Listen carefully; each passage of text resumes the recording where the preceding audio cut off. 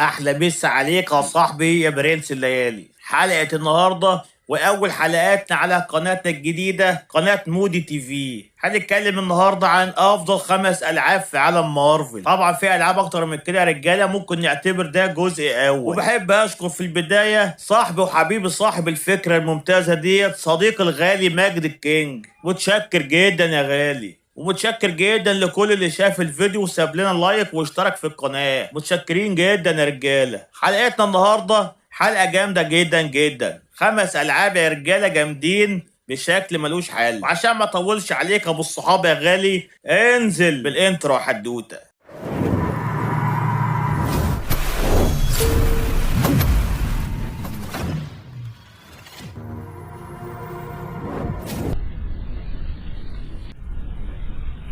ورجعنا ليكم بعد ما شفنا الانترو الجميل جدا ده، وانزل باللعبه الاولى حدوته. اللعبة الأولى معانا لعبة مارفل سبايدر مان، واللعبة دي تجسيد لبطل الكوميكس الشهير سبايدر مان، وبتتيح للاعبين الاستكشاف الحر للمدينة والقيام بمهمات متنوعة عبر اللعبة. هذه اللعبة صدرت عام 2018، وبتقع أحداث اللعبة في مدينة نيويورك. بتتيح للاعبين التجول في المدينة كسبايدر مان والقيام بمهمات مختلفة مثل محاربة الجريمة والنزاع مع أشرار السلسلة زي مستر نيجاتيف ودكتور اوكتوبس. بالاضافه بقى لعالم مفتوح يمكن للاعبين استكشافه. يمكن للاعبين ايضا القيام بمهمات فرعيه ومواجهه عدد من الاشرار مثل فيليت والنسر الاسود وكريفن ذا هانتر وغيرهم يا رجاله كتير. كما يمكن للاعبين تطوير وتحسين قدرات شخصيه سبايدر مان وتخصيص بالازياء اللي تناسب ذوقهم. تتميز اللعبه بقى كمان يا رجاله برسومات جميله وواقعيه وموسيقى ملحميه تضفي جوا مثيرا على اللعبه. كما انها تضمن عده ازياء يمكن للاعبين استخدامها تخصيص شخصية سبايدر مان. ويمكن للاعبين ايضا استخدام القدرات الفريدة لشخصية سبايدر مان مثل اطلاق العنكبوت والدوران في الهواء والتسلق على الجدران. وننزل بقى باللعبة التانية حدوتة.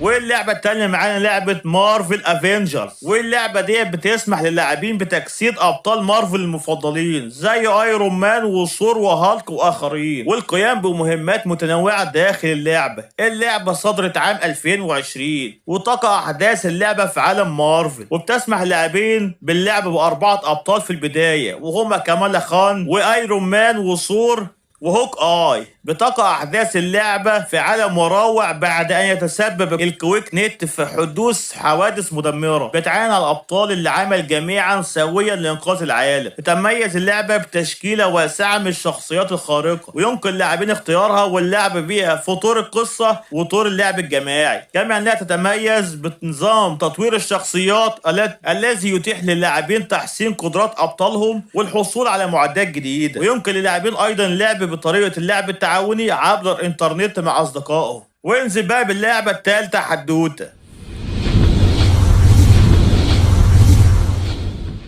واللعبة الثالثة معانا لعبة مارفل فيس كاب كام انفينيتي. اللعبة دي قتال تجمع بين شخصيات من عالم مارفل وشخصيات من عالم كابو كوم، وبتسمح اللاعبين بالاختيار بين الابطال مثل كابتن امريكا وايرون مان وريو وميغا مان وغيرهم كتير. واللعبة دي صدرت عام 2017، وهي من تطوير شركة كابو كوم. بتقع احداث اللعبة في عالم خيالي يجمع بين شخصيات مارفل وشخصيات من عالم كابو كوم، ويمكن للاعبين الاختيار بين اكتر من 30 شخصية مختلفة من كلا العالمين للمشاركة في معارك قوية جدا. تميز اللعبة بقى بجمع شخصيات مارفل وكابو كوم، وتسمح للاعبين باللعب بنظام القتال الحر. كما يمكن لهم اللعب في طور القصة وطور اللعب الجماعي. وتوفر اللعبة ايضا نظام تخصيص الشخصيات وتحسين قدراتها وتجهيزها بالمعدات اللازمة للفوز في المعركة. انزل بقى باللعبة الرابعة يا حدوتة. واللعبة الرابعة معانا لعبة مارفل التيميت الين 3 ذا بلاك اوردر. اللعبة دي لعبة قتال ومغامرات تجمع بين ابطال عالم مارفل المفضلين في مهمة لانقاذ الكون من تهديد العدو الجديد، وتسمح للاعبين بالتعاون معا في اللعب الجماعي. اللعبة صدرت عام 2019. تقع أحداث اللعبة في عالم مارفل، وبتتيح اللاعبين تجميع فريق من أبطال مارفل المفضلين لديهم لمحاربة التهديد الجديد المتمثل في بلاك أوردر. وتشمل اللعبة أكثر من 30 شخصية قابلة للعب وطور قصة وطور اللعب الجماعي. تتميز اللعبة كمان بطور اللعب الجماعي اللي بيتيح للاعبين اللعب مع الأصدقاء والتعاون في المهام والتحديات المختلفة. بتضم اللعبة العديد من الشخصيات المحبوبة من عالم مارفل مثل سبايدر مان والافنجر وحراس المجرة ويا جدعان حاجات تانية كتير. ويمكن للاعبين جمعها وتطويرها وتجهيزها بمعدات جديدة لزيادة قوتها وفرص الفوز في المعارك. وتميز اللعبة كمان بنظام اللعب البسيط السلس الذي يمكن للاعبين التحكم فيه بسهولة. وتوفر اللعبة ايضا كمان مهام القصة الجانبية اللي بتساعد في تطوير الشخصيات الثانوية وزيادة مدة اللعب. وما ينساش طبعا احبائنا اللي بيحبوا العاب الموبايل، انزل بقى باللعبة الخامسة حدوتة.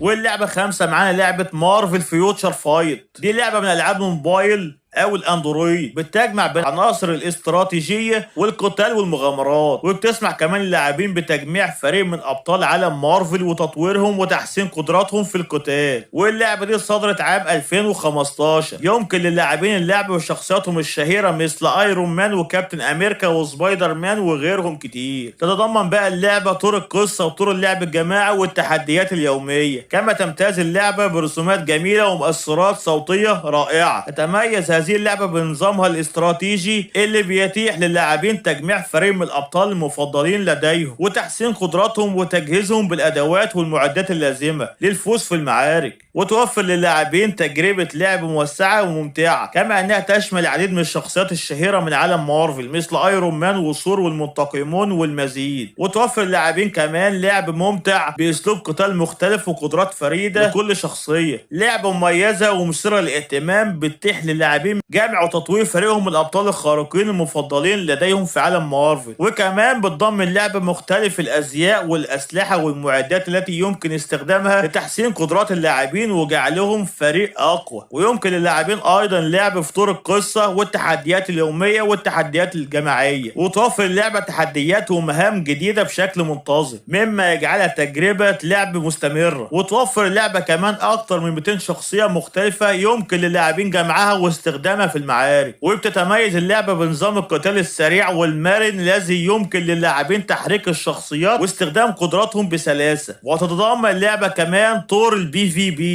اللي بيتيح للاعبين التحدي في المعارك ضد لاعبين اخرين من جميع انحاء العالم. تميز اللعبة بالتحديثات المنظمة بشكل منتظم مما يوفر للاعبين تجربة لعب مستمرة ومثيرة. توفر اللعبة بعدة لغات منها الانجليزية والعربية يا رجالة، يعني بص كل حاجة موجودة معانا مما يجعلها اللعبة متاحة للعب في جميع أنحاء العالم.